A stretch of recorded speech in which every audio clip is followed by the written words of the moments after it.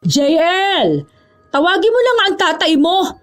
Kanina pa yan nagbibihis sa kwarto, hindi na nakatapos. Dinaig pang babae kung maggayak. Mahuhuli na naman yan sa trabaho. Sige po, Nay. Andyan na po pala si. Tay, kain na po. Sabay-sabay na tayong kumain. Sabi ko sabay-sabay. Nauna na naman tong kapatid mo, JL eh. Opo, Tay. Kanina pa po yan kumakain si ate. Nakailang plato na nga po yan eh. Kaya pala nauubos ang plato natin dito sa bahay eh. Bea, hinay-hinay ka na sa pagkain, anak. Baka maubos ang mga kasangkapan natin. Wala ka namang kaagaw eh. Tignan mo ang katawan mo. Baka pumuto ka na niyan. Nakahanda naman po ang karayom at sinulid, Tay. Para kung sumabog ang tiyan ni ate, tatahin na lang po natin. Ako na naman ang nakita niyong dalawa. Huwag ka magsalita kapag puno ang bibig mo. Tingnan mo tumatalsik yung mga pagkain. Baka magtampo sa atin ang kanin. Wala nang iluto ang nanay mo. At saka anak, mag-diet ka na. Ilang beses ko bang sasabihin sa'yo na dapat magpapayat ka? Baka hindi ka na kumasa sa pintuan. Paano ka lalabas ng bahay? Hindi ko naman po kasalanan ng pagiging mataba eh. Nasa lahi po to ni nanay. Tingnan niyo siya oh. Pareho lang kami ng laki ng katawan. Dapat po kasi sa inyo na lang ako nagmana. Para sexy ako. Hindi ganitong parang naghihintay na lang ako ng oras na ililitsyon. Nasa pagdadiet talaga yan, ate. Huwag mo nang gayahin si nanay na ayaw mag-diet. Hindi na nga ako makain ng madami si nanay ah. Siya lang ang nagluluto palagi. Yung amoy ng niluluto niya, nabubusog na siya ron. Pero tingnan mo, hindi naman siya pumapayat.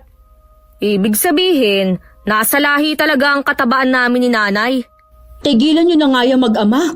Pinagkakaisahan niyo na naman si Bea. Hayaan niyo siyang kumain ng kumain. Kapag yan, nakakita ng lalaki magugustuhan niya, magda-diet din yan. Nay, parang niyo namang sinabi na walang magkakagusto sa akin kapag ganito ako kataba. Wala talaga, ate. Ako na nagsasabi sa'yo. Napaka-judgmental talaga ng mga tao. Di hindi na ako mag-aasawa. Hindi ka pwedeng hindi ka mag-asawa. Sino makakasama mo pagtanda mo? Hindi kami habang buhay na nandito para sa inyo magkapatid. Dapat magkapamilya kayo. Hindi mo rin pwedeng asahan ng kapatid mo, Bea. Hindi mo alam kung anong ugali ng babaeng ipapakilala niya sa atin para mapangasawa niya. Kailangan magkaroon ka ng sarili mong pamilya. Para may mga anak at asawang kitingin sa'yo. Tsaka isa pa. Maraming sakit ang pwedeng makuha pag ganyan ang katawan. Mag-diet ka na. Hoy, Bimbol! Nagkakaedad na ako pero wala akong sakit ha. Para mo namang sinabi na kapag nagkasakit ako, magiging pabigat na ako. Parang akong pinariringgan mo sa pagda-diet na yan ah. Ako po, yari na. Ano? Kakain ba kayo o magdadaldalan na lang? Eto nga't kakain na kapag hindi kami nakipag-agawan dito sa niluto mo, tsak na hindi kami makakatikim. Mukhang kayang ubusin ni Bea ang niluto mong adobo Halika na, JL. Kumain na tayo. Opo, Tay. Palaging nabubuli si Bea dahil sa kanyang panlabas na anyo. Madalas siyang tinutukso na pato o bibe. Minsan naman ay baboy o lechon dahil sa kanyang katabaan. Kahit ang mga bata sa kanilang lugar ay wala na ring pakundangan kung tuksuhin siya. Malusog na talaga si Bea mula nang siya'y isilang. Nasa lahi ng kanyang ina ang pagiging mataba. Tanggap na niya ang kanyang itsura. Pero nangangarap pa rin siyang maging maganda at sexy. Hindi lamang sa paningin ng ibang tao, kundi sa sarili na rin niyang mga mata. Dahil doon, nagpasasang ang pangarap ay gawa na niya ng paraan para magkatotoo. Hanggang sa marinig niya mula sa umpukan ng mga tsismosa sa kanilang lugar, na sa kabilang barangay daw ay may bagong tayong klinik. Isang bagong doktor daw ang dumating at nag-aalok ito ng serbisyo sa mga tao na gustong pumayata. Dahil sa kanyang narinig, bigla siyang naging interesado. Nay! Nay! Ano ba yun? Bakit ka humahangos? Saka bakit nandito ka na sa bahay? 4:00 pa lang Nagsarado ka ng maaga ng bigasan? Wala na naman pong bumibili na Bukas po magbubukas na lang ako ng maaga. Tinamad ka na naman. Ikaw talagang bata ka. Kung hindi laging inaantok ang dahilan mo, lagi ka namang tinatamad. Sabi ko sa'yo, 7:00 ng gabi ka magsara ng tindahan. Wala na nga pong bumibili. Nakakabagot po ang tumambay dun. Wala naman akong makausap. Si JL kasi sumama dun sa truck ng rice mill para mag-deliver ng bigas. Oh, bakit ka nga pala nagmamadali kanina? Kung makatawag ka parang may sunog. Ay, kasi po kanina, habang pauwi ako, nadaan ako sa tindahan ni Aling Simang. Di ba, laging may kumpulan ng mga chismosa doon kapag ganitong oras? Ano naman ang nasagap mong chismis? Nakikiisa ka na rin sa kanila, ha? Ay, hindi po ah. Di ko naman kasalanan na marinig yun eh. Uy, ano nga yun? Sabi po nila, sa kabilang barangay daw, may bagong bukas na bagong klinik. At yung klinik na yun, para daw sa mga gustong pumayat, Nay. Hindi ba't nakakatuwa? Naku! Siguradong gagastos ka lang dyan. Tapos papayat ka dahil sa konsumisyon. Kung ano-anong ibebenta sa iyong inumin. Tapos papangakuan ka na papayat sa loob ng 1 linggo. Pero ang totoo, pitaka mo ang papayat dyan. Huwag ka ngang basta na magpapaniwala sa ganyan, Bea. Nay naman oh. Para namang ayaw niyong pumayat ako eh. O di sige, kung ayaw mo maniwala sa akin, pumunta ka. Talaga po? Basta, sinasabi ko sa'yo, huwag ka magpapauto, ha? Kung sasabihan ka na maglalabas ng malaking halaga, huwag ka na tumuloy dyan. Kung aalokin ka naman na bumili ng kung ano-anong halamang giniling lang at sabihin na inumin ang katas nun dahil yun ay pampapayat, ako na lang ang magigiling ng mga halaman na yon para sa'yo. Ang nanay talaga. Sinasabihan lang kita kasi ikaw pa naman ay utuin. Madali kang mapaniwala. Natatandaan mo ba yung may lasing na nang asar sa'yo at sinabihan kang parang diwata sa ganda? Aba, lasing yun anak. Kapag lasing, kahit poste, maganda at sexy sa kanila. Kaya huwag kang magpapauto. Ang nanay, pinaalala na naman yun. Kakainis. Basta, pupunta po ako sa klinik na yun, ha? Isama mo ang kapatid mo, ha? Hindi ka pwedeng lumakad ng mag-isa. Delikado. Oo na po. Nang sumunod na araw, pumunta si Bea sa klinik na pinag-uusapan ng mga tao sa kanilang lugar. Kasama niya ang kapatid na si JL na walang ginawa kundi ang asarin siya habang nasa biyahe sila. Talaga ate? Mapapapait daw ba ng klinik na yun ng mga matataba? Hindi ko alam. Pero yun nga ang usapan. Kaya nga tayo pupunta eh, para malaman natin kung ano ang totoo. Saan daw ba banda yun? Heto. Isinulat ko dito sa papel ang pangalan ng klinik. Nasa bungad lang daw yon sa pinakahuling kanto, sabi ng mga kapitbahay natin. Kunin mo itong papel. Ikaw na ang tumingin. Tutal, ikaw naman ang nagdadrive nitong tricycle eh. Sige, akin na. Pinakadulo? Napakalayo na nun ah. Saka maliblib na yun. Natatandaan ko ng lugar na nakasulat dito sa papel. Ito yung lugar na maraming aso. Tapos nangahabol pa talaga sila. Ha? Paano mo nalaman? Kasi nung high school pa ako, napagkatuwa namin magbabarkada na pumunta sa lugar na ito. Kasi may kaklase kami na doon nakatira. Maganda kasi ang kaklase namin yun. Crush nga namin magbabarkada yun eh. Kaso ang weirdo niya. Weirdo? Bakit mo nasabi? Kasi napakatahimik niya. Tipid gumiti. Tapos ilag sa mga tao. Kapag nilapitan mo para kausapin, umiiwas. Tapos tumatakbo kagad. Parang itinatago niya yung mata niya. Kasi magandang mata niya eh. Totoo, kakaiba ang kulay. Kaso kapag tinignan mo siya sa mata, umiiwas siya. Talaga? Nasaan na siya ngayon? Hindi naman siya nakatapos sa school namin eh. Ang sabi ng iba, nag-transfer daw. Tapos wala na nga siya sa lugar nila. Dinala raw siya sa ibang probinsya sabi nung napagtanungan namin. Kaya mula noon hindi na ako nagpunta sa lugar na ito. Nakakatakot kasi. Bakit naman nakakatakot? Sa dami ba naman ang aso na nagkalat sa daan eh. Parang mas marami pa ang aso kaysa sa tao eh. Mahilig sila mag-alaga ng hayop. Tapos sa mga aso nila, kakaiba rin. Ha? Paano kakaiba? Kakaibang tumingin. Tahimik. Hindi naman tumatahol, pero nananakmal na lang bigla. Nakita kasi namin bigla na lang sinakmal ang isang manok. Kinain talaga. Ang habat ang tulis sa mga ngipin. Saka, kakaiba kung kumain ng mga aso na yun. Parang hinihigop mo ng dugo bago kinakain ng laman ng manok. Sus! Tinatakot mo lang ako eh. Para hindi na tayo tumuloy sa klinik. Hindi talagang naranasan namin yun. Hindi ko naman sinabing maniwala ka eh. Tsaka malay mo, pagdating natin dun, iba na ang itsura ngayon. Kung sa bagay, tama ka. Pero nagdala ka pa rin ng arnis ha? Tapos kanina, nakita kitang naglagay ng itak sa compartment nitong tricycle. Pamproteksyon lang yan sa mga aso. Nakakatakot naman talaga eh. Baka mamaya makagat tayo at maapektuhan ng rabies. Mas mabuti na yung handa. Kapag nagtanggang mangagat ng mga aso, iitakin ko talaga sila. Huy, masyado kang marahas. Ilang minuto ang lumipas at narating na rin nila ang klinik. Ipinarada ni JL ang kanilang tricycle sa harap ng klinika at sinamahan ng kapatid sa pagpasok sa loob.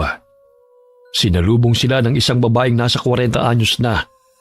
Nakasuot ito ng puting uniforme at nakangiti silang kinausap. Pero ang ngiting yun ay nagpataas sa balahibo ng magkapatid. Magandang araw sa inyo. Ako ang assistant ni Doc. Tawagin niyo na lang ako Mrs. Dolor. O Ate Dolor, bahala na kayo.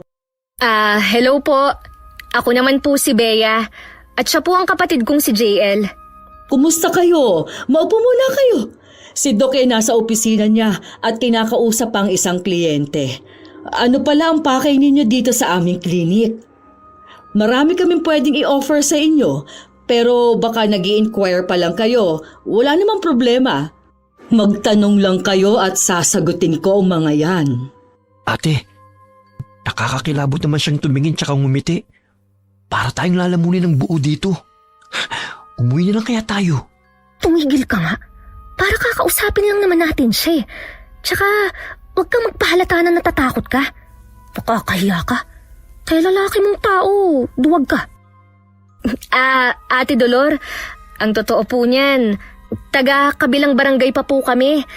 Nagpunta lang po kami para tanungin kung totoo po bang ang klinik na ito ay kayang magpapayat ng matatabang kagaya ko. Oo naman.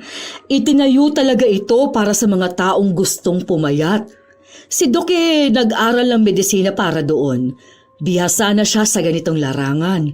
Sa katunayan, mayroon din siyang klinika sa Manila. Pero sa ngayon, ang naroon ay ang kapwa-doktor niyang namamahala. Mas gusto kasi niyang magbigay ng serbisyo dito sa probinsya. Kung hindi niyo na itatanong, dito na ipinanganak si Doktora Valdez. Ikaw ba, Iha? Gusto mong pumayat? Naku, nakakahiyaman pong sabihin pero ganun na nga po. Sa tingin ko po kasi kahit anong diet ang gawin ko, hindi na talaga ako magiging sexy. Nasa lahi na po kasi namin ang maging tabain. Kahit wala na yata kaming pagkain sa bahay tataba pa rin ako. Pwes, tama ang lugar na pinuntahan ninyo. Dahil dito sa klinika na ito, nagsasagawa kami ng liposuction. Liposuction? Ano po yun? Isa itong gawain kung saan hinihigop ng makina ang taba. Kaya hindi na kailangang maghirap pa. Mahihiga ka lang sa higaan at kami na ang bahala. Magiging sexy ka, Iha, kagaya ng iyong pinapangarap. Mukha pong masakit ang sinasabi niyong liposuction Nagkakamali ka, binata. Wala itong sakit na mararamdaman dahil gagamitan naman ng anesthesia. Anesthesia? Oo, isa itong gamot para mamanhid ang katawan mo nang sa ganon, wala kang mararamdamang sakit. Mukhang napapaniwala ka na ate Magaling lang siya magsalita at manghikayat. Pero duda ako sa kanya. Pwede ba, JL? Doktor ang gagawa. Nakapag-aral yun. Dapat tayong magtiwala sa kanya. Ito na ang hinihintay ko. Papayat na ako sa wakas. Mawalang galang na po. Magkano naman pong singil si ganyan? Magandang tanong, Iho. Dahil nakahabol kayo sa aming promo, magkakaroon kayo ng 50% discount. Heto ang kontrata. Basahin ninyong mabuti. Nakasulat na yan sa Tagalog kaya maiintindihan ninyong mabuti. Kapag nakapagpasya ka na, Iha, pirmahan mo ang kontrata. Tama po kayo. Ang galing naman ng nakaimbento niyan. Habang binabasa ng magkapatid ang kontratang ibinigay sa kanila, lumabas naman ang isang babae mula sa opisina ng doktora. Lalong naengganyo si Bea na magpalaypo sa aksyon dahil tuwang-tuwa ang babaeng naging pasyente. Pagkaalis nito ay kinuwento naman ni Mrs. Dolor na dati raw ay mataba rin ang babaeng yun. Pero dahil sa tulong ng doktora, ay nakuha niya ang kagandahan ng katawan na pangarap niya. Hinagod pa ni Bea ng tingin ng papalayong babae. Nakaramdam siya ng inggit sa katawan nitong may kurba. Dahil doon ay nagpasa siyang magpaliposuction. Kahit anong pigil ng kapatid sa kanya, ay hindi siya nakinig. Pangarap niyang gumanda at maging sexy, kaya sa tingin niya ay doon makakamta ng kagustuhang yun. Kinagabihan hindi makatulog si Bea sa tuwa dahil sa kakaisip sa schedule niya sa liposuction. Ano ate? Bakit dilat ka pa? Mukhang umaatras ka na yata. Ha? Hindi Iniisip ko lang kung... Kung ako sa'yo, huwag ka lang tumuloy. Alam ko na napansin mo rin yung kakaibang pakikitungo ng babaeng yun. Si Mrs. Dolor ba? Ang mata niya kapag nakikipag-usap sa atin, di naman makatingin ng diretso eh. Malikot ang mga mata niya, tapos malikot din ang kilos. Parang hindi mapakali sa isang tabi. Baka naman ganun lang siya. Masyado ka namang judgmental, JL. Mabait naman siya eh. Mabait? Tama nga si nanay, madali kang utuin. Hoy, hindi Gusto ko talagang pumayat na. Si doktora nga lumabas sa opisina niya eh. Tapos sinagod ka ng tingin. Parang gusto lang sipsipin ang taba mo sa katawan eh. Huy, ano ka ba naman? Di mo kasi napansin ang mga kakaiba nilang kinikilo sa ate eh. Duda talaga akong gagawa ng mabuti yung mga yun. Huwag ka na tumuloy dun. Ayos lang naman kahit hindi ka na pumunta sa schedule na ibinigay niya sa'yo. Mag-diet ka na lang. Mas okay pa yun. Ginawa ko na nga yan dati, di ba? Wala namang nangyari. Tsaka, pinayagan na rin ako ni nanay at tatay. Ikaw lang talaga ang tumututol. Napansin mo ba yung babaeng lumabas sa opisina ni Doc kanina? Grabe yung tuwa niya, di ba? Parang nanalo sa loto. Palagay ko, magiging masaya rin ako pagkatapos nilang alisin ang lahat ng tabako sa katawan. Oh, nakita mo tong bilbil ko na to?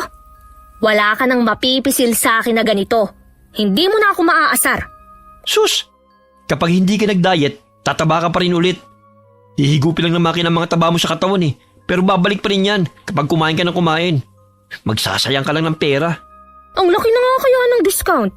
Tsaka suportado ako ni nanay. Binigyan niya nga ako ng pera eh. Naiinggit ka lang. Ako? Naiinggit? Oo. Ba't naman ako maiinggit sa'yo? Wala namang sisip-sipin na taba sa katawan ko eh. Naiinggit ka kasi ako binigyan ni nanay ng pera pampaliposuction. Ikaw, di ka binibigyan ng pera pambili ng gusto mong motor. Hindi ako naiinggit no. Saka isa pa, nag-iipon ako ng pambili ng motor ko. Talaga lang ha? Talaga. Nang sumapit ang unang session ng pagpapalaypo ni Bea, mag-isa lamang siyang pumunta roon dahil may pasok sa trabaho si JL bilang driver ng truck sa rice mill. Nangako naman ang kapatid na susunduin siya kapag uuwi na. Halos 1 oras ang itinagal ang operasyon sa kanya. Nagising siya dahil naramdaman niyang may gumagalaw sa kanyang tabi. Oh, gising ka na pala. Kumusta ka na? Hindi po ako makagalaw ng maayos. Ganyan talaga kasi may anesthesia ka. Pilitin mo lang igalaw ang paa at katawan mo para tuluyang mawala ang pamamanhid. Maya-maya, magiging ayos na rin ang pakiramdam mo. Si Doc po, nasaan? Nagpapahinga lang siya. Napagod din ng husto si Doc dahil sa dami ng tinanggal na taba sa katawan mo. Pero mamaya darating yon para kumustahin ka. Sige, dito ka muna ha. May gagawin lang ako saglit. Babalikan din kita. Magpahinga ka lang dyan. Pagkaalis ng babae, ay iginala ni Bea ang paningin sa kabuuan ng silid. Malinis ito at puro gamit lamang sa klinik ang naroon. Pero nakakaamoy siya ng masangsang at parang nabubulok na laman. Nakakarinig din siya ng kakaibang ingay. Parang may sumisipsip ng kung anong likido. Pero dahil sa pamamanhid pa ng kanyang katawan ay hindi siya makakilos na maayos. Ilang minuto pang lumipas ay pumasok na ang doktor para kausapin siya. Marami itong ibinilin sa kanya at tinanda niya ang lahat ng iyon. Pagkatapos ng ilang sandali, ay dumating na rin ang kapatid niya para sunduin siya. Pinayagan na siyang umuwi dahil nakakagalaw na ng maayos. Ilang araw din siyang nagpagaling matapos ang liposuction. Panay ang tingin niya sa salamin dahil nakikita na niya ang resulta sa unang session pa lamang. Ano ba yan, ate? Kanina ka pa pabalik-balik sa salamin. Di ka ba nagsasawa sa kakatingin sa sarili mo? Siyempre, hindi. Sino ba namang hindi matutuwa kung ganitong unti-unting nakikita na sexy na siya, ha? Oh, tingnan mo ang katawan ko. Nagkakakorte na, di ba? Ay, nako, ang galing talaga ni Doc. Mabait pa. La, tinanggalan pa lang ng konting taba, sexy na raw. Nagpapauto ko talaga sa kanila. Ito naman, masyado ka namang kontrabida. Hindi mo talaga mapapansin ang pagkakaiba dahil palagi mo akong nakikita. Basta, excited na ako sa susunod na session. Magkano kayang uubusin mong pera dyan? Sana nga talaga makuha mo yung katawan na gusto mo. Para maging masaya ka na. At hindi masayang ang perang inipon ni nanay para sa'yo. Mabuti na lang at gusto ko talagang makitang pumait ni tatay at nanay. Kaya suportado ka. Oo, suportado nila ako. Ikaw lang naman ang hindi eh. Hindi naman sa hindi kita sinusuportahan. Naniniwala lang ako na dapat tanggapin mo kung ano ka. Kung ano itsura mo. Hindi ka naman pangit eh. Mataba ka lang. Pero nakukuha naman ng pagpapapayat sa pag-exercise at diet eh. Matagal nga lang. Pero kailangan ng tiyaga. Basta. Itutuloy-tuloy ko to hanggang sa sumeksi na ako. Ihatid mo uli ako dun sa susunod na schedule ng session ko, ha? Tapos, sunduin mo uli ako pagkatapos. Ano pa nga bang magagawa ko? Pero huwag mo akong asa na aantayin kita hanggang matapos ha. Nakakainip kaya. Tagal mo rin dun oh. Oo, alam ko namang mainipin ka eh. Kaya nga balikan mo na lang ako. Nang sumunod na schedule ni Bea sa liposuction, mas excited na siya kaysa nung una na may halong kaba. Ang nasa isip na lamang niya ay magiging maganda at sexy siya at hindi natutuksuhin ng iba. Matapos siyang injeksyonan ng general anesthesia, sinimula na siyang galawin ng doktora. Kasama rin si Mrs. Dolor na assistant. Pero napansin ni Bea na hindi tumalabang antok sa kanya. Kaya habang isinasagawa ang liposuction, tinig na dinig niya ang usapan ng dalawa. Nako, tingnan mo, Doc. Tiba-tiba na naman tayo nito. Tuwang-tuwa talaga ako kapag ang pasyente natin ay ganito kataba. Bukod sa marami tayong nakukuhang taba, nakakahigop din tayo ng dugo ng libre. Oo, tama ka. Kaya nga hindi ko rin siya pinapayuhan na mag-diet eh. Parang kinukuha nating taba sa kanya, mapapalitan agad. Mabilis pa naman siyang maniwala na hindi na kailangan ng pagda-diet. Kasi sa siyensya lang makukuha na niya ang katawan na gusto niya. Tuwang-tuwa rin ako nung unang session natin sa kanya eh. Ang dami kong nakuhang taba. Kaya ang dami kong nagawang langis. Nasubukan mo na ba, Doc? Ang langis na ginawa mo mula sa taba niya? Mahusay ba ang kalidad?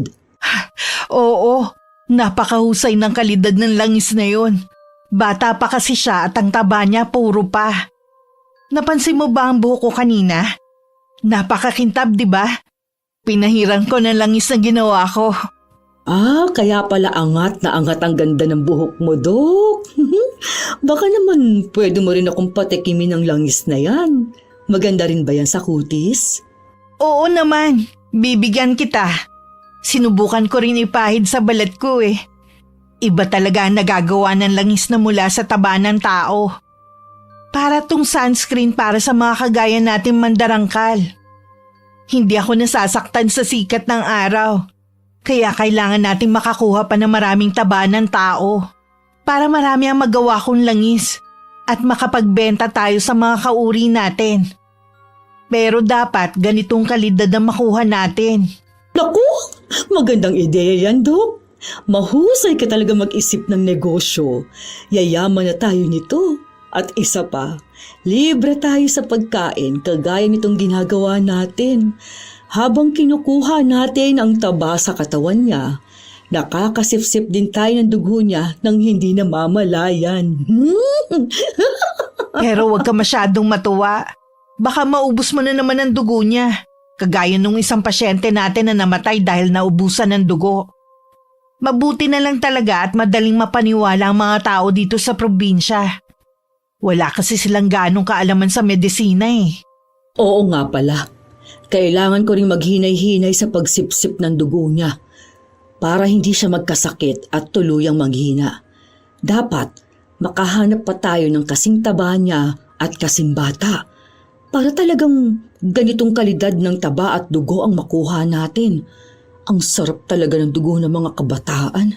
Sariwang sariwa. Tama, yan din dapat ang tinatrabaho mo. Hayaan mo, Dok. Magpapakalat ulit ako ng mga balitang papabor sa atin at ang babaeng ito, siya rin ang magdadala ng balita na yon. Dahil naniniwala siyang mahusay kang doktor. Ikukwento niya sa ibang husay mo at siya na mismo ang magre-rekomenda sa ibang tao na pumunta dito. Sige, ikaw na ang bahala sa bagay na yan. Tapusin na natin to para makapagpahinga tayo na maaga. Tigilan mo na ang pagsipsip ng dugo dyan. Asikasuhin na natin siya. Linisin na natin ang katawan niya. Ay, sige po, Dok. Dahil sa mga narinig ni Bea, hindi niya alam kung totoo ba yun o panaginip lamang. Kaya hinintay niya ang oras na mga kadilat na siya. Una niyang tinignan ng paligid ang siya'y nakakagalaw na. Kagaya ng dati, wala pa rin kakaiba sa loob ng klinika. Pero imbis na si Mrs. Dolor ang bumungad sa kanyang paningin, ang doktora ang kanyang nakita. Natatakot siya dahil sa kanyang mga narinig habang nasa ilalim ng proseso ng paglaliposuction. Pero ang mukha ng babae napakaamo. Ang ngiti nito ay nagpakalma sa kanya. Kumusta ka na? Alam mo bang napahaba ang tulog mo ngayon? Po? Bakit po? Normal ba yun? Napahaba raw ang tulog ko. Alam kong hindi ako nakatulog.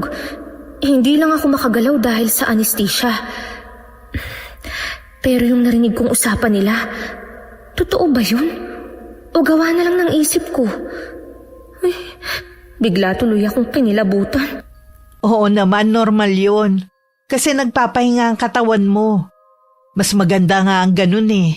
Ibig sabihin, unti-unti nang nasasanay ang katawan mo sa ginagawa natin. Doc, Ano yun? mga ilang session pa po ang dapat gawin. Hindi pa ba tayo tapos? Baka po makuha na sa pagdadayet ang kasunod. Yun na lang po siguro ang gagawin ko. Naku, hindi pwede. Ang session dapat tapusin. Kapag hindi ito natapos, mabilis na babalik ang pagtaba mo. Kailangan makuha natin ang lahat ng taba mo sa katawan. Kasi po, parang nanaginip ako kanina.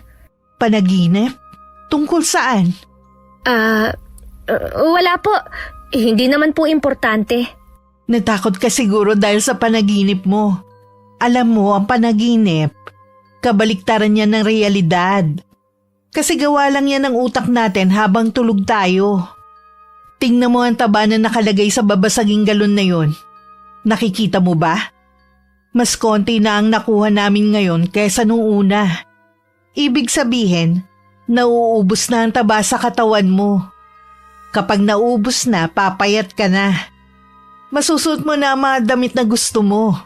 Siya nga po pala, ano po ang ginagawa nyo sa mga taba ng tao na nakukuha nyo? Ha? Siyempre ibabaon sa lupa. Kailangan itong itapon ng maingat para ligtas ang mga tao sa kontaminasyon. Ganun po ba?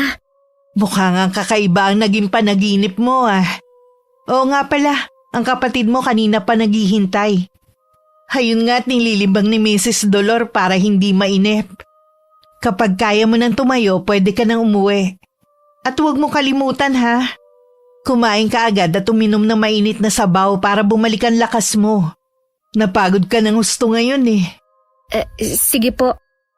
Simula nang bumiyahe sila hanggang sa pag-uwi ng bahay, nanibago kay Bea ang kapatid niya dahil nanatili siyang tahimik. Kahit ang pagkain na hindi niya nagalawa. Malalim ang iniisip ng dalaga at malayo ang tanawa. Kaya hindi na nakatiis si JL. Habang nagpapantok sila, ay nagtanong na ito. Ate, ano nangyari sa klinik kanina? Ha? Bakit mo na itanong? Simula kasi nung sunduin kita hanggang ngayon, ang tahimik mo na. Saka, parang ang lalim ng iniisip mo. Hindi ko alam, JL. Nung hindi mo alam ate, may ginawa ba sila sa'yo? Hindi ko alam. Ano ba naman yan? Alam mo kasi, hindi ko alam kung nananaginip ako o gising talaga. Pero kasi, dinig na dinig ko ang usapan ni Doc at ni Ate Dolor. Bakit? Ano bang sabi nila? Hindi daw nila ako pinapapayat, JL. Kinukuha nila ang tabako kasi ginagawa nilang langis. Tapos, sinisip-sip pa nila ang dugo ko habang tulog ako. 100% na panaginip yan ate. Sino namang taong sisip-sip ng dugo, Aber? Kahit masama ang kutob ko sa dalawang yon, imposible naman yung sinasabi mo. Yun na nga eh, imposible talaga. Kaya malamang nanaginip lang ako. Pero hindi ko maalis sa isip ang sinabi nilang mga mandarangkal sila. Ano? Mandarangkal? Oo daw, di ko nga alam kung ano yun eh. Narinig ko na yan eh. Talaga? Saan? Sa tropa ko sa rice mill. Minsan kasi pinag-uusapan nila bilang katuwaan sa inuman ng mga aswang-aswang. Ang sabi ng isa kong tropa, sa probinsya daw nila, may aswang daw na tinatawag nilang mandarangkal. Babaeng maganda raw yun na sumisip-sip ng dugo. Yan nga. Narinig kong pinag-usapan nila na sumisip-sip nga sila ng dugo sa mga pasyente nila. Sabi pa nga ni Doc, may isa raw silang pasyente na namatay kasi naubusan ng dugo kakasipsip nila. Mabuti na lang daw at doktor siya. Madaling maipaliwanag ang nangyari kasi ang mga tao raw dito, bukod sa hindi makaintindi ng medisina, madali raw paniwalain. Naku ate, kung panaginip man yan o hindi, senyalis yan na dapat ka nang tumigil sa kaibangan mo. Tama na yung pagpapalaipo mo. Oo nga, pumayat ka ng konti. Pero tignan mo naman yung katawan mo. Para kang nawawalan ng sigla. Namumutla ka na oh. Kahit kain ka ng kain, para ka pa rin lantang gulay. Nararamdaman ko na nga rin yan eh. Habang tumatagal, para akong nanghihina. Kaya lang, Ano? sabi ni Doc, hindi raw pwedeng hindi tapusin ang session. Delikado raw. Bakit daw? Mas malala raw ang balik. Hay naku, huwag kang makinig sa kanila. Isipin mong sarili mo. Huwag ka nang bumalik doon ha. Hindi na kita ihahatid doon. Ay naku, pag-iisipan ko muna. Anong pag-iisipan? Hindi. Tama na ang kalokohan mong yan. Ilang araw ding nag-isip si Bea sa gagawin niyang pagpapasya. Ilang araw na lang ay schedule niya na uli sa sesyon. Pero nagdadalawang isip na siyang pumunta. Pero sa tuwing nahaharap siya sa salamin, nakikita niya ang pagbabago ng kanyang itsura. Malaki na rin ang ipinayat niya. Napapangiti siya dahil nakikita na niyang lumilitaw ang kurba ng kanyang katawan. Naku! Nananalamin ka na naman dyan. Tama na yan at mababasag na ang salamin natin. Lumabas-labas ka nga ng bahay. Pumunta ka dun sa tindahan natin ng bigas. Bakit po, Nay? Nakalimutan kasi ng tatay mo itong pagkain niya sa pananghalian. Siya kasi ang pinagbantay ko ron dahil wala naman siyang pasok sa trabaho. Kakamadali niyang pumunta. Nakalimutan ito. Dalhin mo nga sa ama mo itong pagkain niya. Sige po, Nay. Akin na po. Sakto rin po at gusto kong maglakad-lakad. Oo, tama. Para maarawan ka naman. Mula nang pumunta-punta ka ron sa klinik na yun hindi ka na naglalalabas ng bahay. Tingnan mo, ang putla mo na. Hala, sige na, lumakad ka na. Opo. Habang naglalakad si Bea, napansin niya mga mapanuring tingin ng mga tao. Hinahagod nila ng tingin ang katawan niya. Na para bang nagtataka sila kung bakit bigla na lamang nagbago ang itsura niya. Alam naman niyang dahil sa mga tsismosa ay kumalat na sa kanilang lugar ang ginagawa niyang pagpapalaypo. Pero nagtataka pa rin siya sa tingin ng mga ito na para bang mali ang kanyang ginawa. Hindi na lamang niya pinansin ang mga ito at nagpatuloy na lamang sa paglalakad papunta sa pwesto ng kanilang tindahan. Maya-maya ay may bumusin ang sasakyan dahilan para mabilis siyang mapatabi sa gilid ng daan. Nagulat siya dahil huminto ang sasakyan at nagbukas ang pinto nito sa kanyang tapat. Ate Dolor? Dok? Bakit po? Hindi kayo nagbukas ng klinik? Ay, syempre naman. May rest day rin kami. Saan ka pala pupunta? Po? Doon lang po sa tindahan namin. Dadalhan ko lang po si tatay ng pagkain. Oh, tama. Sumakay ka na para hindi ka na maglakad. Ang tirik ng sikat ng araw oh. Naku, wag na ho. Nakakahiya naman. Tsaka malapit lang naman po Doon lang sa ikalawang kanto yon. Sumakay ka na, Miss Bea. Dadaan din naman kami ron Kasi po... Sige na, huwag ka na mahiya. Halika na. Hindi na siya nakatanggi dahil hinatak na siya ni Mrs. Dolor papasok sa sasakyan. Ilang na ilang siya pagkaupo dahil mamahalin ang sasakyan ng doktora. Panay ang salita ng dalawa na parabang inaaliw siya. Kaya nginingitian na lamang niya ang mga ito. Pero hindi siya mapakali dahil sa kakaibang amoy na kanyang nalalanghap. Oh, bakit? May problema ba? Parang hindi ka mapakali. Pasensya na po. May naaamoy lang po kasi ako na parang hindi pamilyar sa akin. Ngayon ko lang ito naamoy. Pero mabango po Baka yung pabango sa kotse. Pasensya na, masakit ba sa ilong? Hindi kasi pare-pareho ang pang-amoy ng tao Yan kasi ang paborito kong pabango. Ito, amuyin mo. Mag-spray ka ng konti. Ha? Sige po. Mabango po ang amoy. Kakaiba lang talaga. Parang nakaka-relax. Ibig sabihin, pareho kayo ng taste ni Doc sa pabango? Ako kasi hindi ko gusto yan Iba ang amoy na gusto ko. Talaga po? Ano naman pong amoy yun? Yung amoy mo. Po? Ang ibig kong sabihin, yung pabango na ginagamit mo. Naku, mumurahin lang po ito. Sa palengke ko lang po nabibili. Yun nga, matipid din kasi ako. Mauubos din naman ang pabango. Bakit ka bibili ng mahal? Sayang ang pera. Pero si Doc, may pera yan kaya kayang bumili ng mamahaling pabango. Ganun po ba? Dito na lang po ako. Pakihinto na lang po sa tabi. Dito na ba? Heto na po ang pabango nyo, Doc. Salamat po Sa'yo na ang pabango na yan, Miss Bea. Ho? Pero... Marami pa akong ganyan sa bahay. Naku, salamat po, Doc. Oo nga pala, huwag mong kalimutan ang next session natin Huwag kang papalya dahil mahalaga yon. Masisira ang ginagawa natin kapag huminto ka. Mawawalan ng saysay ang sinimulan natin. Kasi po, Doc... Bakit? May problema ba? Ano po kasi... wala na po kaming pera. Ganun ba? Naiintindihan ko. Pero dahil mas iniisip kita kaysa sa pera na kinikita sa klinik, pag-usapan natin ang tungkol dito. Handa kong bigyan ka ng another option. Pwede mong hulugan na lang ang bayad kapag may pera ka na. Patapos na naman tayo, Miss Bea Mas mahalaga na tapusin natin to. Tignan mo ang katawan mo. Nasusuot mo na ang damit na nagpapalitaw ng kurba ng katawan mo. Gumaganda na rin ang hugis ng mukha mo Nako, huwag ka na mag-isip, iha. Minsan lang magbigay ng ganyang offer si Doc. Sa katunayan, ikaw lang ang inalok niya ng ganyan. Mabait kasi yan si Doc. O paano, alis na kami Pag-isipan mo. Pumunta ka na lang sa klinik. Nandun lang naman kami Sige po.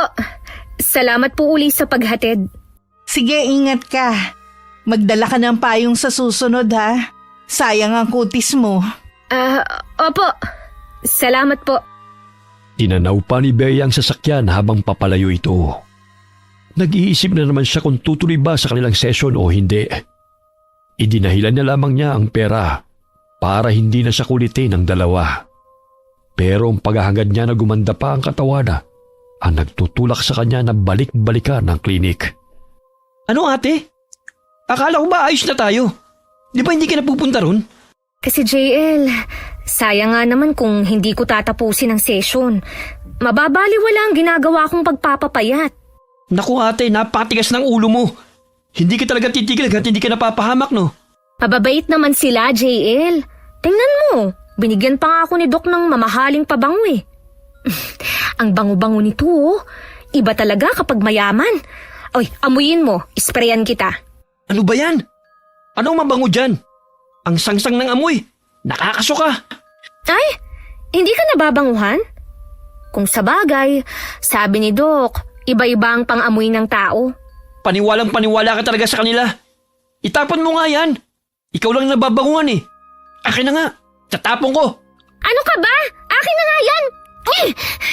Bakit mo inagaw? Hindi naman yan sa'yo ibinigay eh. Kung ayaw mo, edi wag ka nang gumamit nito. Ayoko talagang gumamit niyan. Kaso kapag ginagamit mo, naaamoy ko. Kasi nasa iisang kwarto lang tayo. Edi wag mo nang amuyin. Paano kaya yun? Aalisin ko muna yung ilong ko tapos itatago? Para hindi ko mamoy yung pabango mong kasing sangsang ng patay na hayop?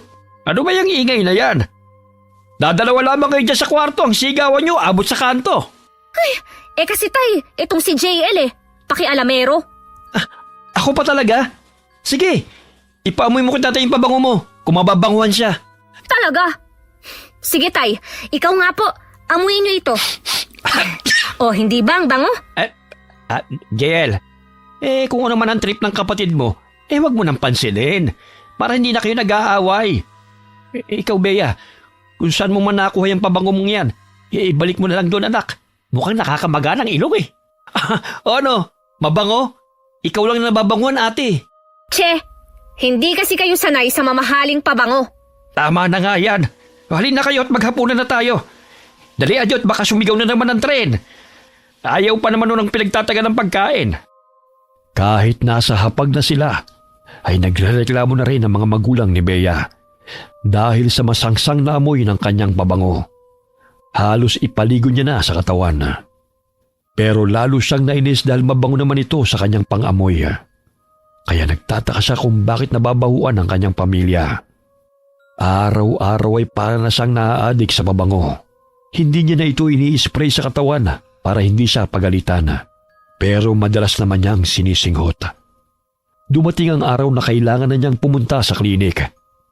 Hindi na siya nagpaalam sa kanyang pamilya, lalo na sa kapatid. Dahil alam niyang pipigilan lamang siya nito.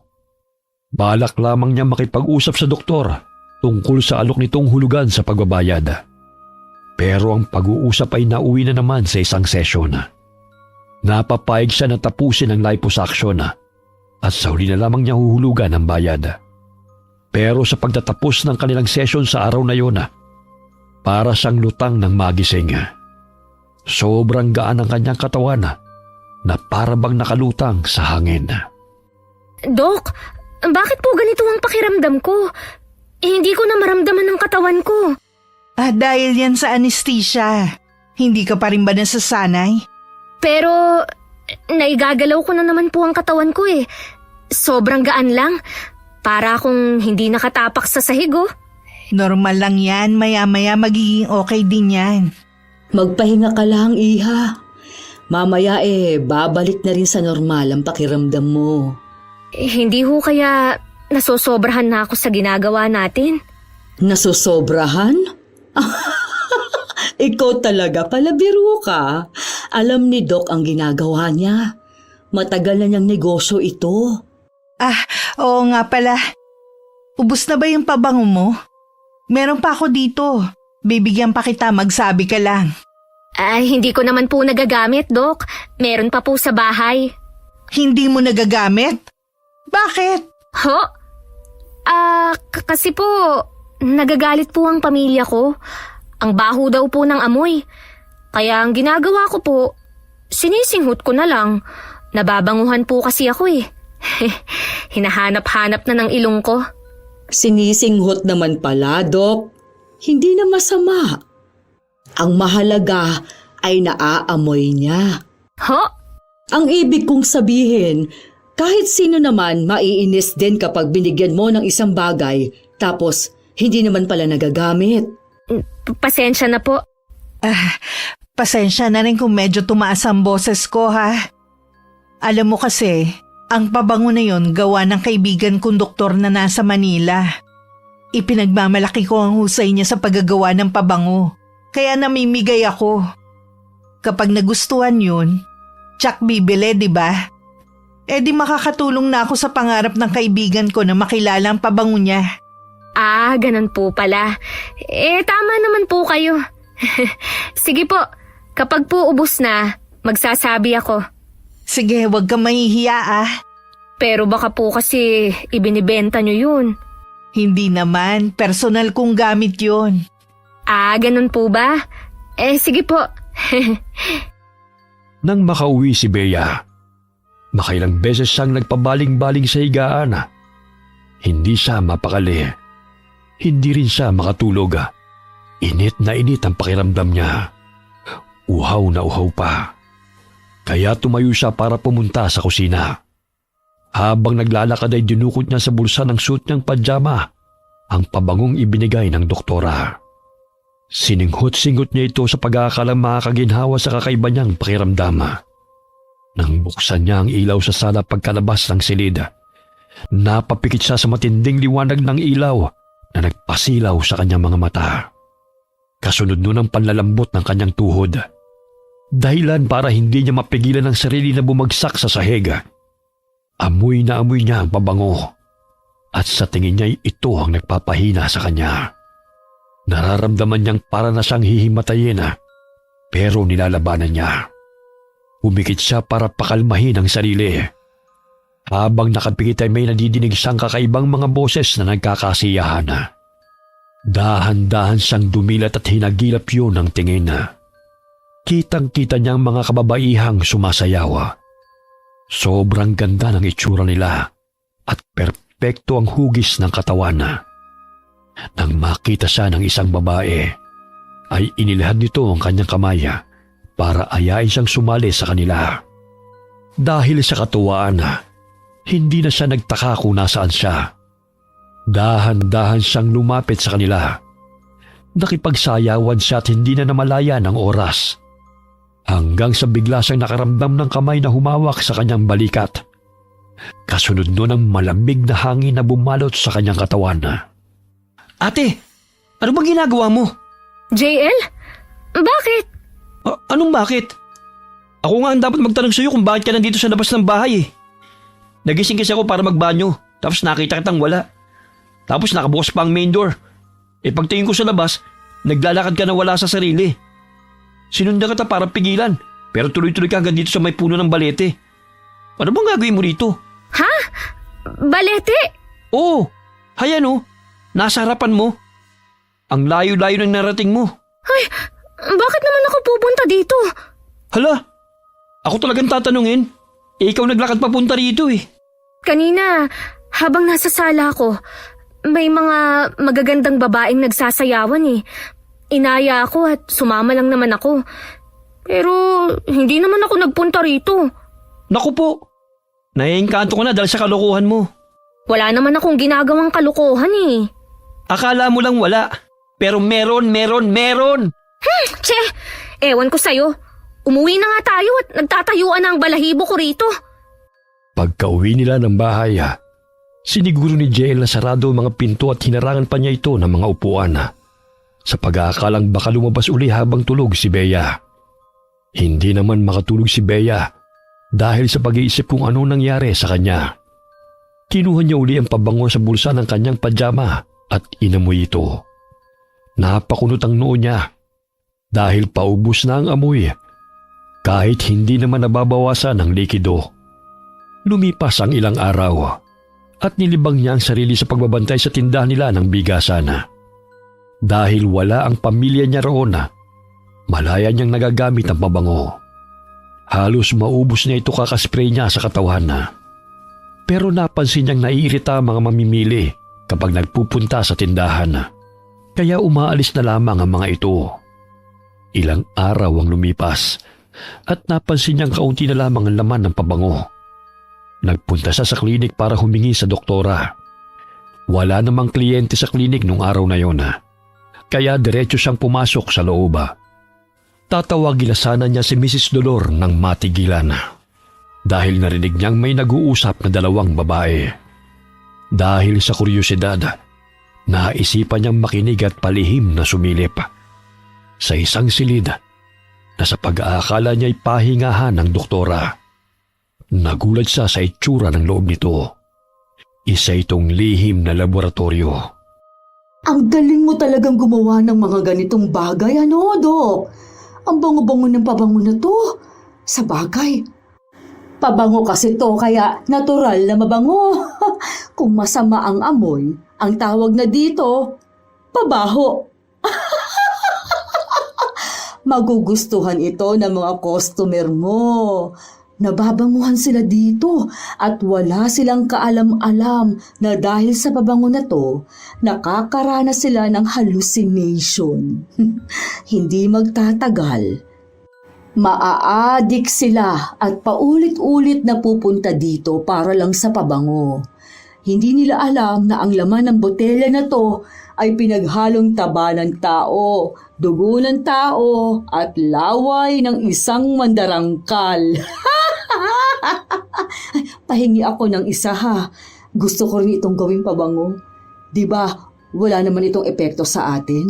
Gusto ko talaga ang amoy nito, Dok. Hindi pwede. Dok naman, ang damot lang. Para lang yan sa mga biktima natin. Para lalo silang mabaliw at paulit-ulit na pumunta dito sa klinik. Napansin mo ba si Ethel? Hibang na siya. Dahil sa kakaamoy niya sa pabango, paulit-ulit siyang pumupunta dito para humingi. Halos magmakaawa pa nga eh. Oo, nagbabayad pa nga ng malaking halaga para lang sa pabango na ito. At sa bawat punta niya, nakakakuha tayo ng taba at dugo. Mga mortal na mangmang talaga sila. Pero wala ka bang pabango na ginawa para sa kagaya natin? Meron. Ako pa ba? Yun! Isa ka talagang dakila. Napakatalino mo, Dok. Nasaan na? Pwedeng pahingi? Heto, napakaganda ng pabangon to. May tatago nito mula sa pangamoy ng mga tao ang tunay nating amoy.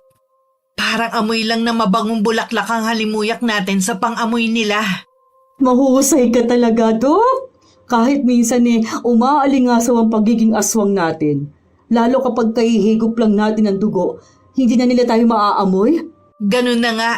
Nakakakilig naman to. Makapag-spray nga ng kaunti. Mga halimaw nga talaga sila. Hindi panaginip ang mga narinig kong pag-uusap nila noon. Ano yun? May narinig akong nagsalita. Ang talas ng pandinig niya. Makaalis na nga. Saan mo balak pumunta, Miss Bea? Gaga! Mandarangkal ako't hindi palaka. Mandarangkal? Oo, alam kong narinig mo ng lahat ng pinag-usapan namin. Kaya kailangan mo ng manahimik ngayon. Hindi! Nagkakamali ka. Wala akong narinig. Kadarating ko nga lang eh. Pero mukhang busy kayo, kaya aalis na lang ako ah. Babalik na lang po ako sa susunod na araw. Hindi ka na babalik dito. Po? Opo, hindi na talaga. Dahil hindi ka na makakaalis. Doc? Ano yan? Bitiwan mo ako! Parang awa mo na, Ate Dolor! Kailangan ko nang umuwi. Hinahanap na ako sa amin. Pakawalan mo ako, please! Hindi! Nagpupumigla si Bea mula sa pagkakahawak ni Mrs. Dolora. Pero nang makawala siya, bigla namang may tumusok sa kanyang hita. Nang tignan niya ito, ay nakita niya si Doktora na saktong binubunot ang itinarak na injection sa kanya. Kasunod nun ay ang pagkawala ng kanyang malay. Nagising siya dahil sa mga boses sa paligid. Halos hindi siya makadilat dahil sa kakaibang liwanag na sumisilaw sa kanyang paningin. Naririnig ko na naman sila. Ang mga babaeng nagsasayawan. Nandito na naman sila. Teka, hindi sila nandito. Kung hindi, ako ang nasa mundo nila. Anong nilalang sila? Kakaiba ang itsura nila. Matutulis ang tenga. Sino kayo? Nasaan ako? Hello? Dahil sa kanyang sigawa, biglang huminto sa pagsayaw ang magagandang babae. Nawala rin ang musikang sinasabayan nila ng pag-indak. Lahat sila'y nakatingin sa kanya. Titig na titig. Seryoso ang kanilang mukha. May isang napakunot ang noo habang pinapasadaan siya ng tingin mula ulo hanggang paa. Maya-maya, sa isang kumpas ng kamay nito, ay biglang nagbago ang lugar. Dinala siya sa isang malaking bulwagan kung saan tila may piging na nagaganap. Mayroong mahabang lamesang puno ng mga pagkain. Nandun na ang lahat ng pagkain gusto niyang tikman. At meron din namang pagkain na noon pa lamang niya nakita. Napatingin siya sa ibang babae nang kausapin siya nito. Sinabihan siya na hindi dapat siya naroon. Iniabot sa kanyang itim na kanin at sinabihan siyang bumalik na sa kanyang mundo bago pa mahuli ang lahat. Dahil sa takot, kinain niya ang itim na kanin. Maya-maya'y hinigop siya ng malakas na enerhiya hanggang sa narinig niya na ang boses ng dalawang babae. Ano na ang gagawin natin sa kanya, Dok? Papatayin na ba natin siya? Mukhang tumakas lang naman siya sa kanila. Hindi alam ng pamilya niya na nandito siya. Itago na lang natin para meron tayong pagkain. Uubusin natin ang dugo niya ng paunti-unti hanggang sa tuluyang mamatay. At kapag wala na siyang buhay, ibebenta natin siya sa mga balbal. Isa ka talagang dakilang negosyante, Dok. Naisip mo pa yun? Teka, mukhang nagigising na siya. Nasaan ako? Nakabalik na ba ako? Saan ka ba babalik, Iha? Wala ka namang babalikan. Dahil kusa ka namang nagpunta dito. Dito ka na. Mamamatay. Ha? Huwag po. Parang awa niyo na. Huwag niyo po akong papatayin. Tsaka, di ba mga doktor kayo? Hindi kayo dapat pumapatay ng tao. Dapat ay nagliligtas kayo ng buhay. Sinumpaan yung tungkulin yan. Tama ka naman. Kaso, dalawa ang sinumpaan namin. At mas matimbang ang isa. Ang alin po? Ang pagiging mandarangkal namin. Totoo nga ang sinabi ni JL. Mga aswang kayo. Pero, pwede pang magbago ang lahat. Pag-usapan natin to. Pakiusap. Hindi ako magsasalita. Hindi ako magsusumbong. Basta palayain niyo lang po ako. Dok, anong masasabi mo sa pakiusap niya? Dok, pagbigyan mo na ako. Pakiusap. Parang awa mo na. Dalhin natin siya sa basement. Yun na ang bago niyang silid habang nabubuhay siya. Narinig mo yon? Wag! Maawa kayo sa akin! Parang awa niyo na po! Gusto ko nang umuwi! Hayaan niyo na po akong umuwi! Isasakay kita sa wheelchair, ha?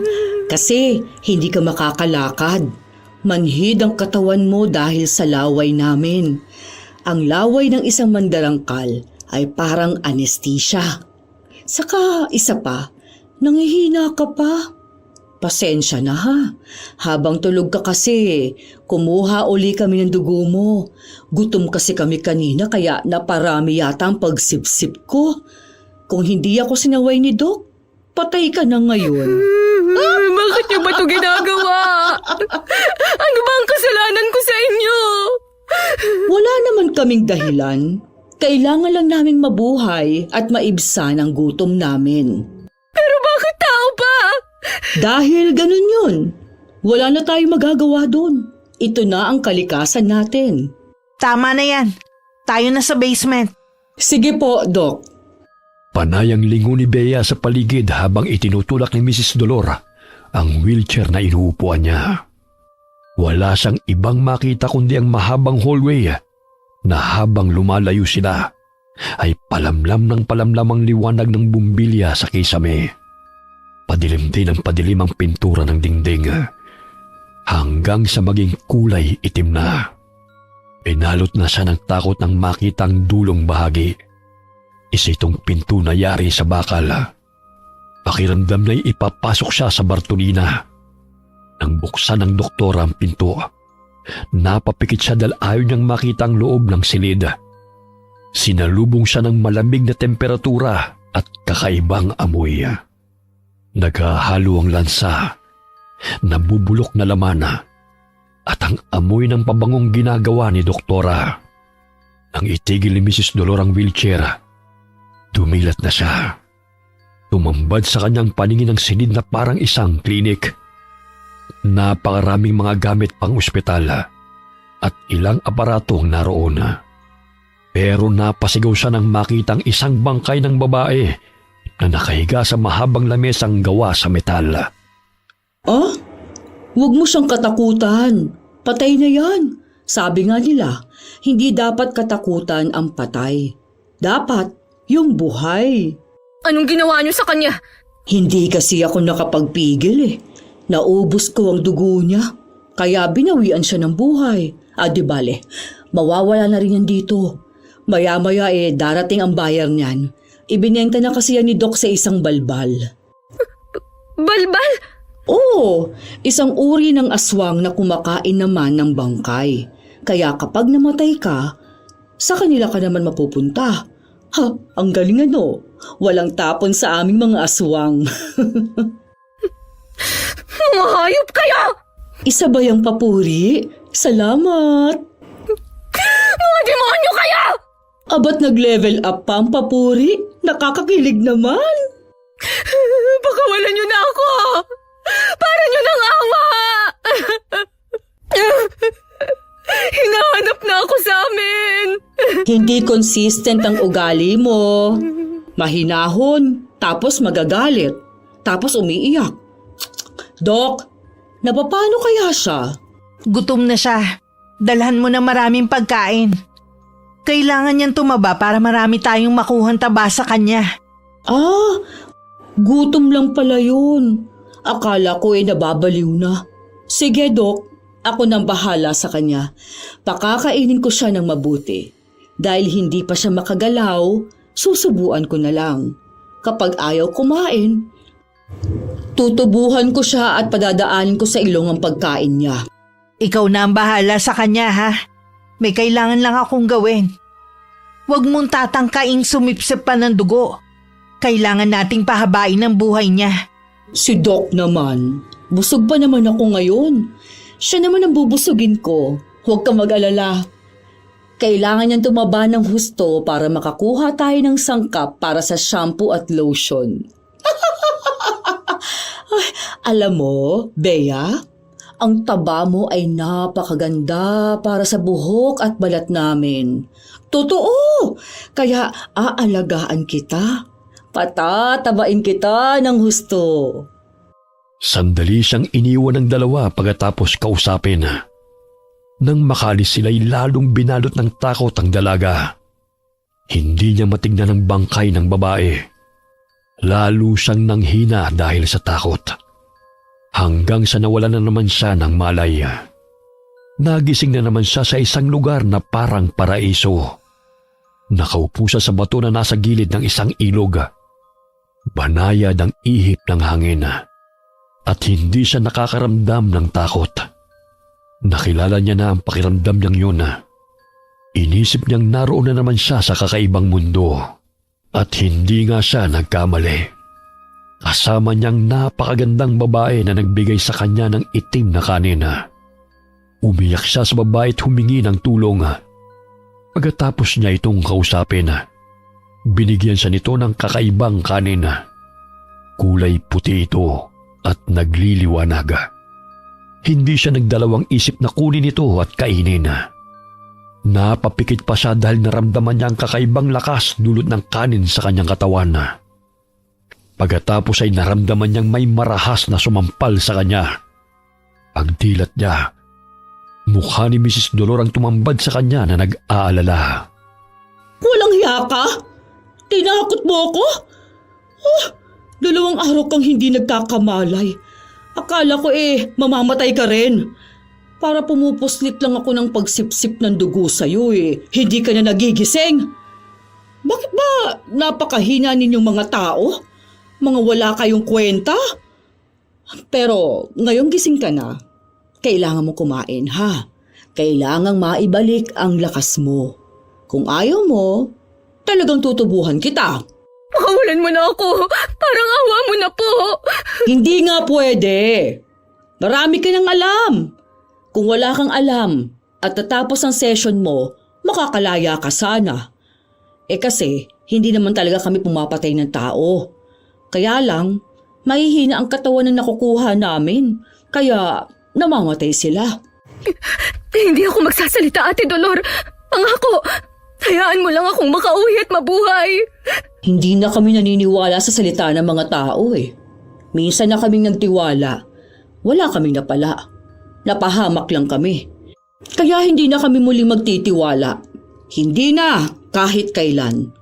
Lalo pa nawalan kami ng mga mahal sa buhay. Dahil sa kasakiman ng tao. Pero hindi naman ako masama. Tutupad ako sa pangako. Nako, bato na ang puso namin, Iha. Kahit lumuhod ka pa at lumuha ng dugo, wala ka nang magagawa. Sisip-sipin ko lang ang dugong iluluha mo kasi sayang yun. Pagkatapos magsalita ng babae, ay tumalikod na ito para kunin ang isang lamesang may pagkain. Sinamantala yun ni Bea. Sinubukan niyang kumilos at nagulat siyang nakakagalaw siya. Bumalik ang lakas niya na para bang hindi siya nanghina. Naalala niya ang mahiwagang kanin na totoong nakatulong sa kanya. Pero bago niya isipin ang mga hiwagang nangyari, mas inuna niyang iligtas ang sarili. Mabilis siyang tumayot dinampot ang isang upuan. Inihampas niya ito kay Mrs. Dolor habang nakatalikod. Nawala ng malay ang babae. Dali-dali niyang kinuha ang kutsilo sa ibabaw ng mesa at saka binuksan ang pinto. Napangiti siya dahil hindi ito nakalak. Walang lingon niyang tinakbo ang mahabang hallway. Palinga-linga muna siya sa labas para siguruhing wala si doktora. Pagkatapos ay nagmamadali siyang tumakbo para tumakas nang masiguro na walang nakaabang. Pero laking pagtataka niya dahil paglabas niya ay isang gubat ang kanyang nakita. Nang lingunin niya ang pinanggalingan, doon niya lamang nalaman na dinala pala siya sa ibang lugar. Tumakbo siya kahit hindi alam kung saan pupunta. Bawat hakbang niya ay kasabayang malakas na kabog ng kanyang dibdib. Pero maya-maya ay may isang malaking ibon ang lumilipad sa ere na para bang sinusundan siya. Dali-dali siyang naghanap ng matataguan. Sumuot siya sa mga damo at baging na hindi napansing may mga tinik. Hinayaan niyang makaalis ang malaking ibon bago lumabas sa pinagtataguan. Ilang minuto siyang naghintay at nang malamang wala na ang ibon ay saka siya lumabas. Pero isang pamilyar na boses na naman ang kanyang narinig na umaalingaw-ngaw sa gubat. Bea! Bumalik ka na! Hindi ka mabubuhay sa gubat na to. Maraming mababangis na hayop dito. Mas ligtas ka sa akin. Huwag ka na magtago. Makikita rin naman kita kahit saan ka pa magpunta. Kabisado ko na ang dugo mo. Naaamoy kita. Marami kang sugat. Puisit! Nagkasugat ako dahil sa mga tinik ng baging. Kaya naaamoy niya ang dugo ko. Saan ako pupunta ngayon? Ano nang gagawin ko? Hindi niya ako pwedeng makita. Pag-usap tayo, Bea. Bibigyan kita ng pagkakataong mabuhay. Pero syempre may kondisyon. Simple lang naman. Pumayag ka lang na maging kagaya namin. Maging isang mandarangkal. Kapag naging aswang ka, hindi na kita pahihirapan. Magiging magkakampi na tayo. Ngayon ko lang to gagawin. Dahil magaan ang loob ko sa'yo. Alam ko ang pinagdadaanan mo. Inalam ko lahat ang tungkol sa'yo. Dumaan din ako sa pambubuli ng mga tao. Kaya ramdam kita, Bea. Kaya hindi tayo dapat maging magkaaway. Dapat nga maging magkakampi tayo eh. Gusto mo ba yon? Hindi. Ayoko. Hindi ako papayag na maging halimaw. Nek-nek mo. Pero saan naman ako pupunta? Naliligaw na ako sa gubat. Muling tumakbo si Bea palayo sa doktora. Pero dinig na dinig pa rin niya ang mga kaluskos na ginagawa nito sa damuhan habang hinahagilap siya. Kahit natatakot ay mas pinili niyang maging matapang para makapag-isip ng paraan. Mahigpit niyang hawak ang patalim at tinatalasan ng pakiramdam at pandinig sa biglang pag-atake ng halimaw. Pero dahil nakatuon lamang ang atensyon niya sa doktora, hindi niya namalayan ang ibang kalaban. Bigla na lamang may sumunggab sa kanya, dahilan para mapahiga siya sa lupa. Nanlaki ang mga mata niya nang malaman kung sino ito.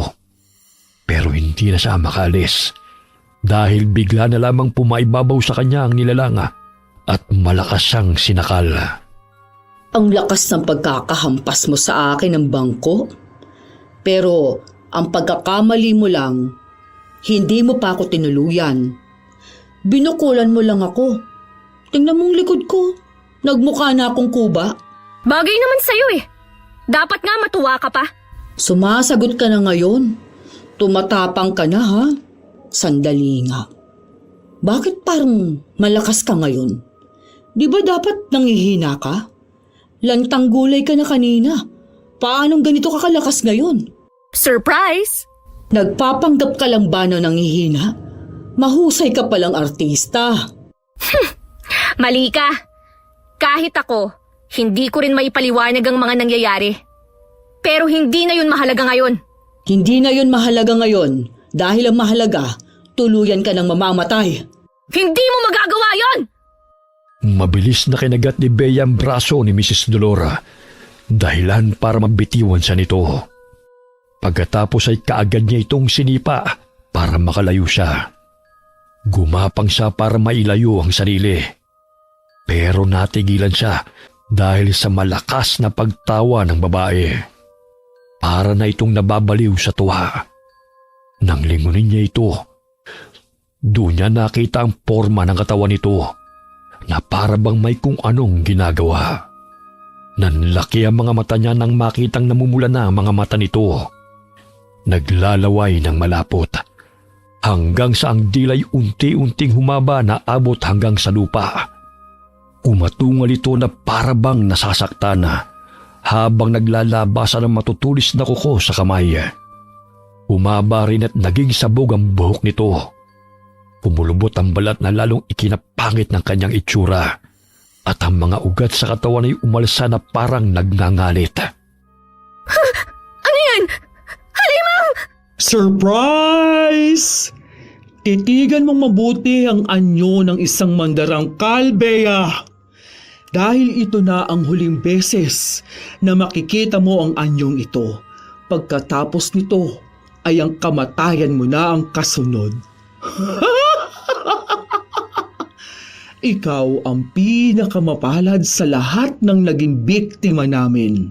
Kasi nakita mo ang tunay naming anyo.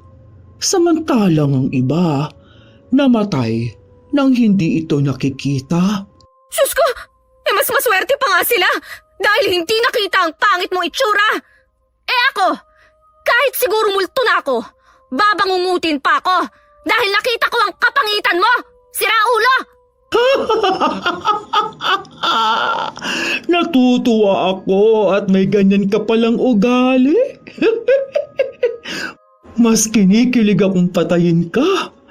Sisipsipin kong dugo mo ng paunti-unti hanggang sa tuluyan ka mamatay na dilat ang mga mata. Nek-nek mo! Mabilis na tumakbo si Bea para tumakas. Pero mas mabilis ang kilos ng aswang.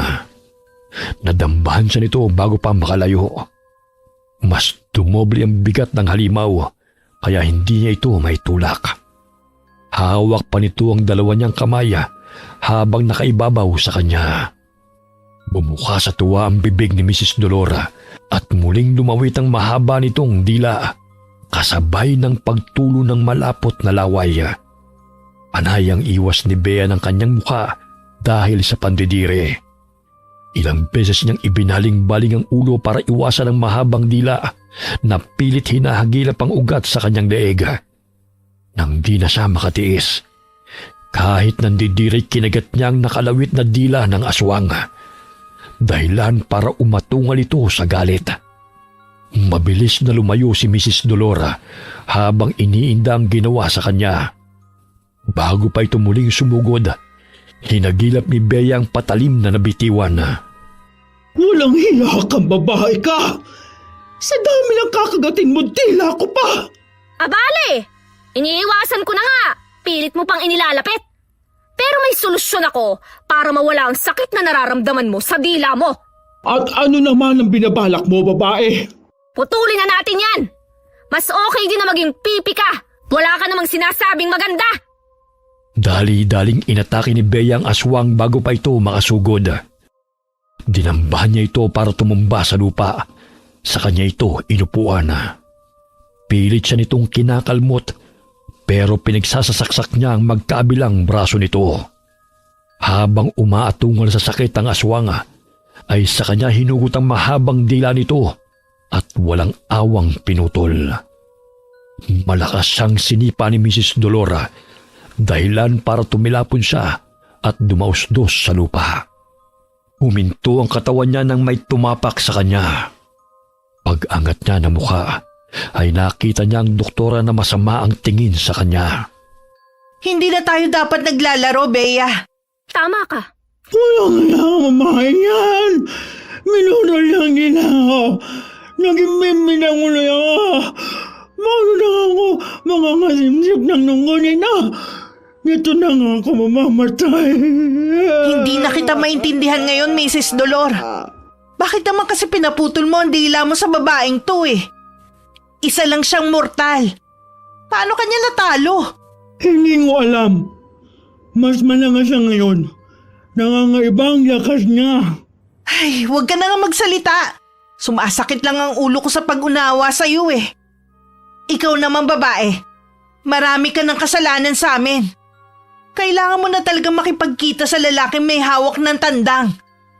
Ikumusta mo na lang ako sa kanya. Kapag ba ikaw ang namatay, may San Pedro din kayo? Kasi sa tingin ko, ikaw ang makikipagkita sa kanya. Kaya magkumustahan na lang kayo! Mabilis na hinawakan ni Bea ang binti ng babae, saka ito binalibaga. Dinampot niya ang putol na sanga at saka pinagahampas sa mandarangkal. Bumalikwas ang aswang at inatake si Bea. Galit nitong pinagkakalmutang dalaga. Panay naman ang salag ni Bea gamit ang kanyang mga braso, kaya ito ang napuruhan ng sugat. Dahil sa nagtatalsikan niyang dugo, lalong nabaliw sa tuwa ang mandarangkal. Hindi na ito nakapag-isip ng tama. Kinuha na ni Bea ang pagkakataong yun para umatake. Pinagsasampal niya ang doktora, pero isang sampal lamang sa kanya ay bumagsak siya sa lupa na halos tumabingi ang kanyang mukha. Hindi pa siya nakakabangon nang maramdaman niya ang tila karayom na tumusok sa kanyang leeg. Nang hawakan niya ito, ay naramdaman niyang malapot na likido. Doon niya nalaman na sinisip-sip na ng aswang ang kanyang dugo. Dito ka na mamamatay sa gubat na to, Bea! Hindi ka pa kasi pumayag sa alok kong maging kakampi. Pero ngayon, kahit gustuhin mo pa, wala ka nang magagawa. Ako na ang magdedesisyon at gusto ko mamatay ka na! Hindi ako babayag! Hindi pa ako nakakapag-asawa! Gusto ko baka magkaanak eh! Sira ulo ka! Ang gusto ko lang naman, pumayat para magkanobyo na!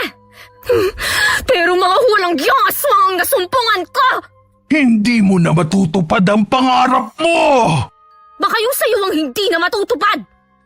Inawakan ni Bea ang dila ng aswang at ipinulupot sa kanyang kamao. Sa kanya pinilit na abutin ang patalim nang makita ito sa malapit. Nang madampot niya yun ay kaagad niyang pinuto ng dila ng aswang. Gigil na gigil siya sa galit. Napabalikwas palayo ang doktora habang umaatungal sa sakit. Tumayo naman si Bea at galit na inihagis ang kaputol na dila sa aswang. Ito na ang huli nating pagkikita. Tsaka, hindi na tayo pwedeng mag-usap. Kasi, hindi ko rin naman kayo maiintindihan. Hindi ako nakikipag-usap sa mga aswang nangonga. Mga buwisit kayo. Ito na ang pinakamahaba kong bangungot habang gising.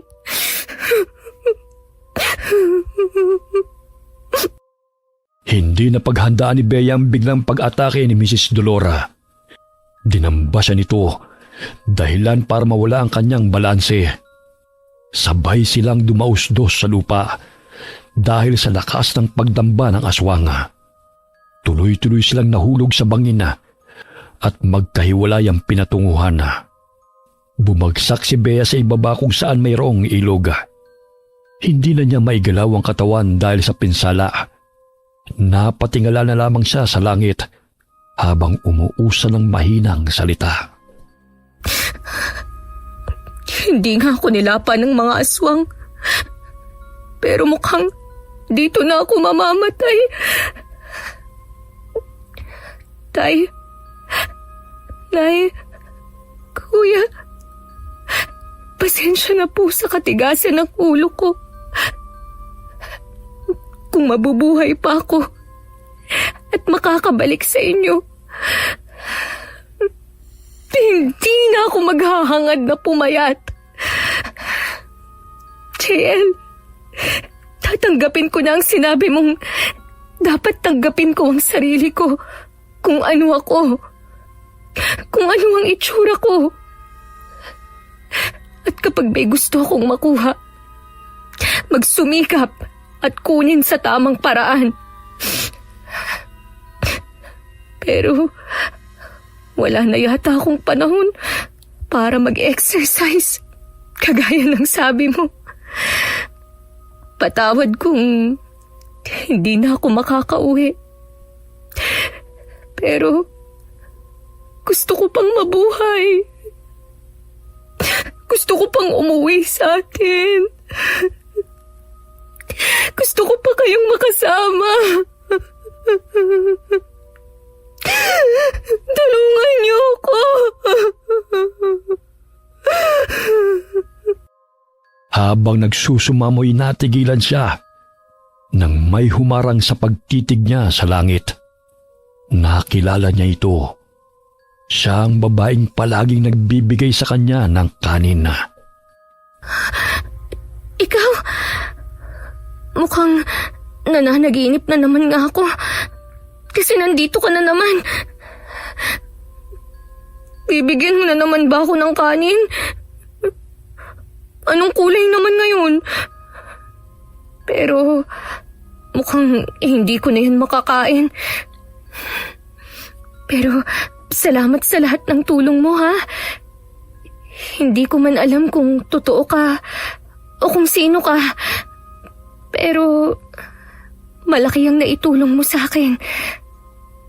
Kaya nga lang, mukhang hanggang dito na lang ako.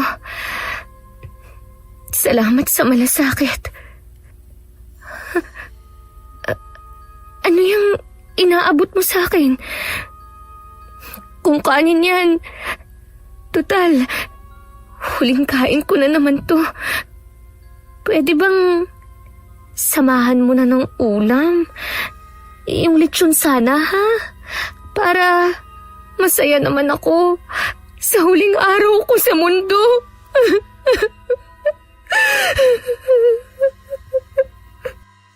Inabot niya ang kamay ng babae.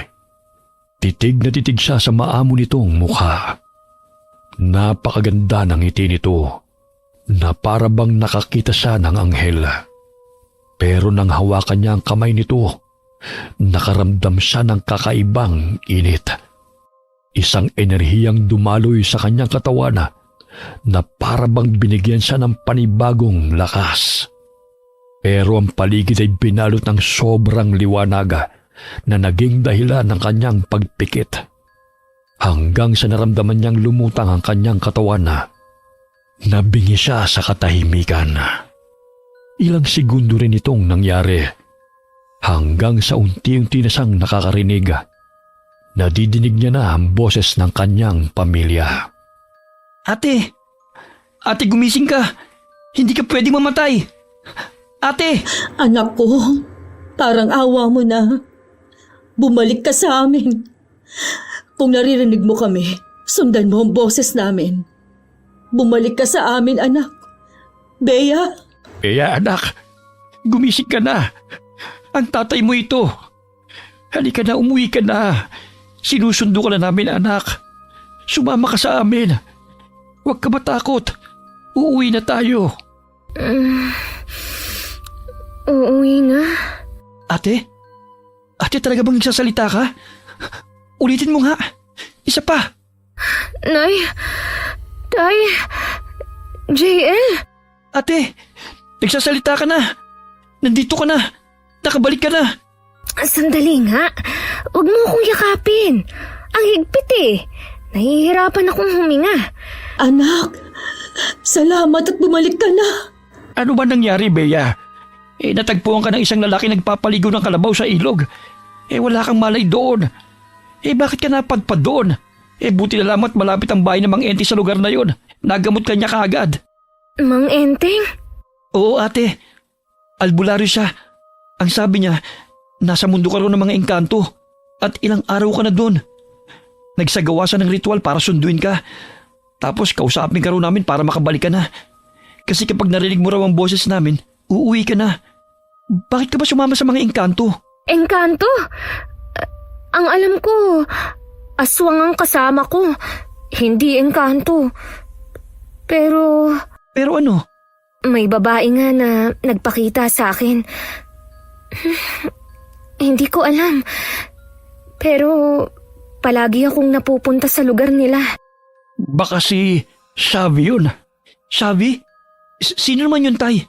Ang ate mo kasi, ipinanganak na may kakambal na engkanto. Tapos ang ate mo nun palaging hinihimatay. Yung pala'y sinusundo ng kakambal niya para makipaglaro sa kanya. Palagi namin siyang dinadala sa albularyo para bawiin. Tapos nag-alay kami para hindi na siya sunduin. Mula noon hindi na nangyari yun. Akala namin hindi na mauulit. Pero sinusundo ka pala niya ulit. Bakit ngayon nyo lang po sinabi yan? Binaon na namin yun sa limot kasi nga hindi na naulit. Pero hindi po niya ako sinundo. Ako ang bigla na lang napunta doon. Akala ko panaginip. Pero hindi pala. Totoo pala yun. Kung ano man yun, ang mahalagay nandito ka na ulit sa amin, anak. Bago umuwi ang mag-anak, ay nagsagawa sila ng ritual at pag-aalay sa pangunguna ng albularyong si Mang Enteng.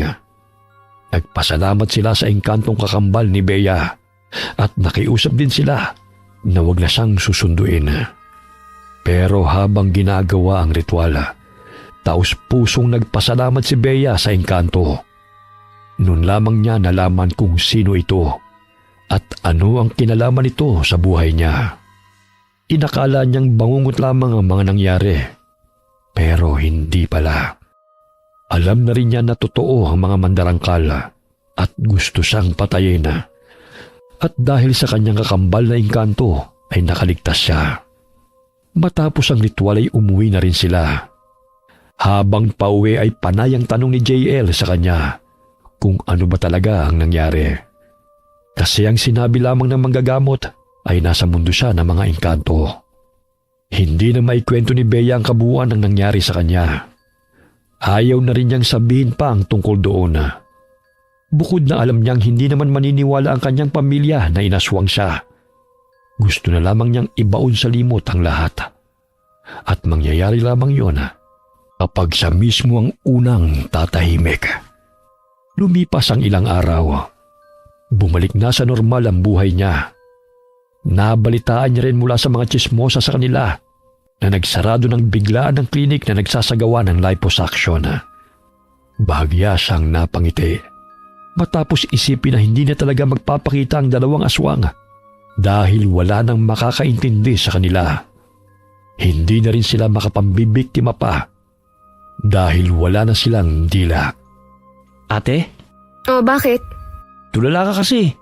Ano na naman ang nangyayari sa'yo? Wala. May iniisip lang. Nako po, baka naghahanap ka na naman ng bagong klinik ha. Buti na lang talaga nagsarado na yung pinupuntahan mo. Masama kasi kutob ko ron eh. At mabuti talaga na hindi ka na bumalik dun. Oo, hindi na talaga ako babalik. Kasi naisip ko, tama ka naman eh. Saan? Dapat nga mag-exercise na lang ako at mag-diet kung gusto kong pumayat. Samahan mo ko? Saan? Mag-diet? Hindi naman ako mataba. Tangi, mag-jogging tayo bukas ha? Bago sumikat ang araw. Ah, pag ganyan, paig ako. Pero, para kang mantika kung matulog eh. Makakapag-jogging ba tayo niyan? E di gisingin mo ko. Iihiyan kita para magising ka. Ang bastos mo naman. Isusumbong kita kay nanay. Sumbungera ka naman talaga eh. Gusto mo samahan pa kita eh. Halika, punta tayo sa Ano kanila. ba, JL? Bitiwan mo nga ako. Eh di ba magsusumbong ka? Sasamahan na nga kita eh, ayaw pa. Para kang sira. Tapos sira pa ako ngayon. Ay naku, ang gulo mong kausap talaga. Natutong makontento si Bea sa kanyang itsura. Pero itinuloy nilang magkapatid ang usapan. Tuwing umaga, bago sumikat ang araw ay nagja-jogging sila. Minsan naman ay biking. Ganun ang banding ng magkapatid bago sila magsimula ng trabaho. Nagbabantay pa rin si Bea ng kanilang bigasan habang si JL ay nagmamaneho pa rin ng truck sa rice mill. Napalago ng magkapatid ang kanilang munting negosyo. Kaya na magretiro ang kanilang ama sa trabaho nito.